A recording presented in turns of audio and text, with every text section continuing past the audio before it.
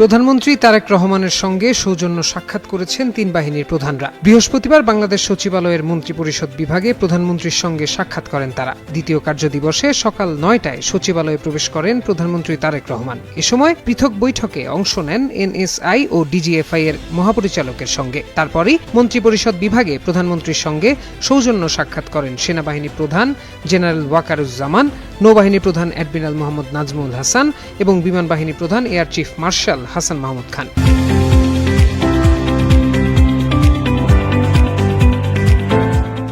তবে ঠিক কি নিয়ে আলোচনা হয়েছে সে বিষয়ে এখনো বিস্তারিত জানা যায়নি। এদিকে তিন বাহিনীর প্রধানদের সঙ্গে সাক্ষাতের পর প্রধানমন্ত্রী যোগ দেন ফ্যামিলি কার্ড চূড়ান্তকরণ বিষয়ক আন্তঃমন্ত্রণালয় সভায়। নির্বাচনী অঙ্গীকার অনুযায়ী ফ্যামিলি কার্ড চালু করার লক্ষ্যে এই সভা অনুষ্ঠিত হয়। সংশ্লিষ্ট মন্ত্রণালয়ের মাননীয় মন্ত্রী ও প্রতিমন্ত্রীগণ সভায় উপস্থিত ছিলেন। এছাড়াও আজ আন্তঃমন্ত্রণালয়ের অপর এক সভায় 5 বছরে 25 কোটি বৃক্ষরোপণ এবং জাতীয় পর্যায়ে নদী খাল খনন ও পুনর্খনন কর্মসূচি নিয়ে আলোচনায় বসার কথা রয়েছে প্রধানমন্ত্রীর।